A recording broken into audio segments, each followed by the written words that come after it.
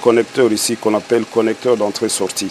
C'est un connecteur de 40 broches où passent ou sortent les données et même les signaux de contrôle. Avec la broche numéro 20 qui a été ôtée pour jouer le rôle de détrompeur. Et puis vous avez à côté les connecteurs d'alimentation. Et puis il y a ce qu'on appelle les jumpers. Oui. Ce sont des cavaliers qui permettent de configurer les disques en tant que master, slave, câble SLR, tout single. Ce sont des termes un peu techniques. Et après les disques IDE, on est arrivé à des disques qu'on appelait les disques SCSI.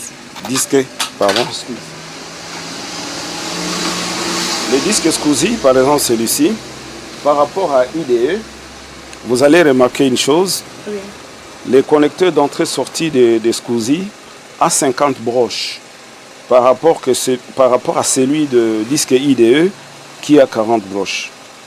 Donc déjà, les disques durs ici avaient 50 broches, on l'appelle SCSI. On écrit disque SCSI, mais on prononce SCSI.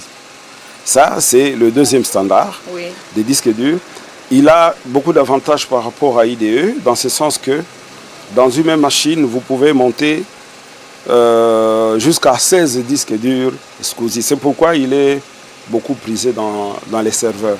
Les standards SCSI est beaucoup utilisé dans les serveurs parce qu'il y a la possibilité de mettre jusqu'à 16 disques durs, alors qu'avec les standards IDE, on part de 2 jusqu'à 4 disques. Donc quand je dis disques, je vois aussi d'autres périphériques comme lecteur CD ou lecteur DVD qui sont aussi des mêmes standards. Alors, lorsque les standards IDE est sorti, on a fait et les disques durs IDE et des lecteurs CD IDE. Mais le SCSI a évolué. Hein. Il a évolué et jusqu'à obtenir ce qu'on appelle Ultra Wide SCSI.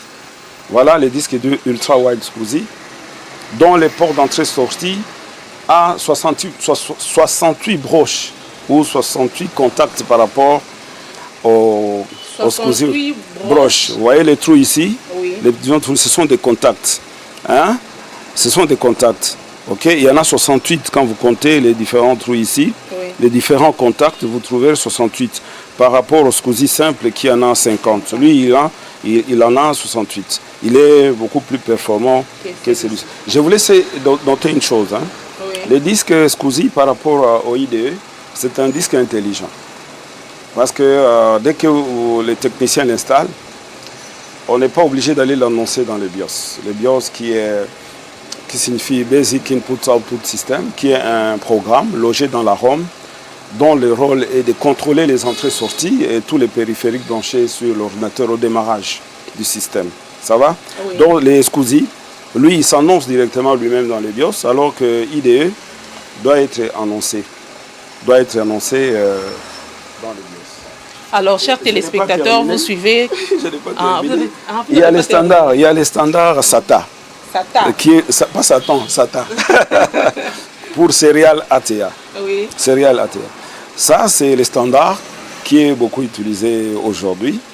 Bon, vous allez remarquer que même la connectique a changé. À la place d'alimentation, oui. On met un connecteur de 15 broches. Et à la place où entre les données de contrôle, on a un connecteur de 7 contacts, tout simplement. Donc la différence entre tous ces disques durs, oui. C'est au niveau de la carte logique. Mais à l'intérieur, tous ces disques utilisent les moteurs axial ou rotatifs. Ouais, utilisent les moteurs positionneurs de tête. Oui.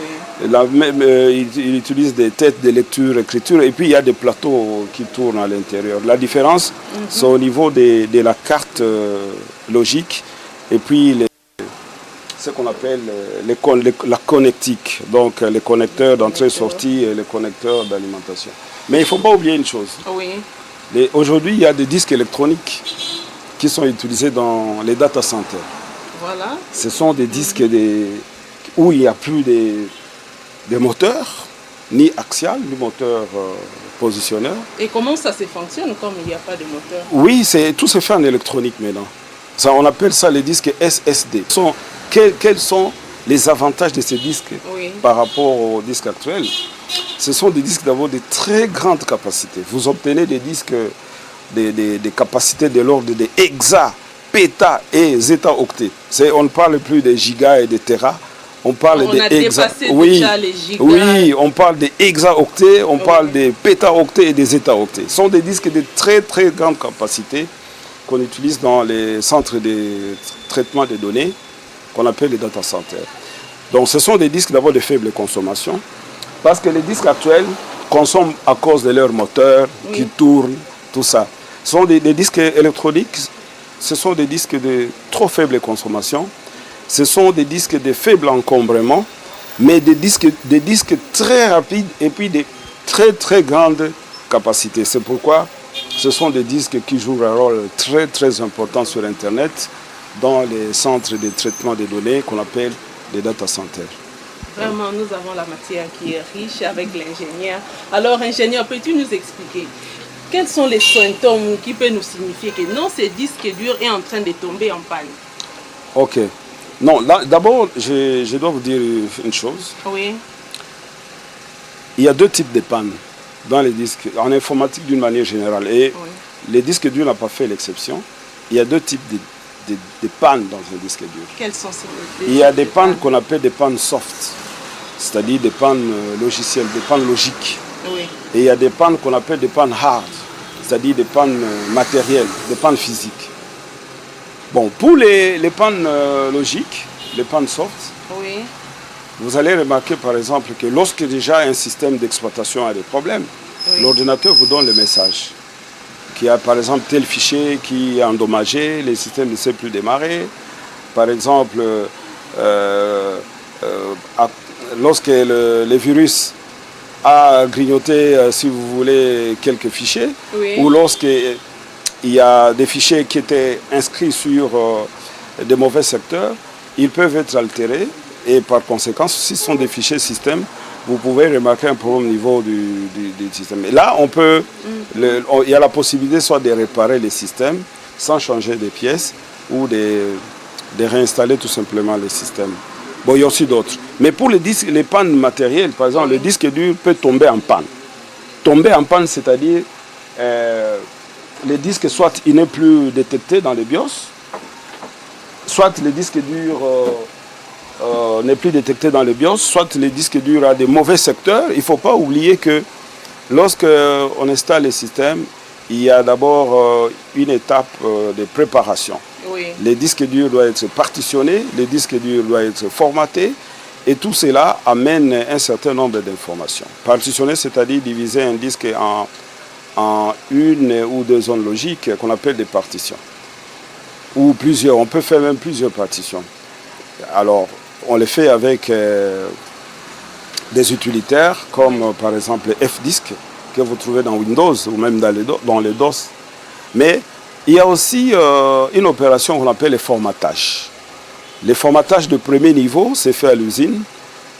On l'appelle préformatage. C'est ce qui consiste à diviser les disques en face, pistes et secteurs.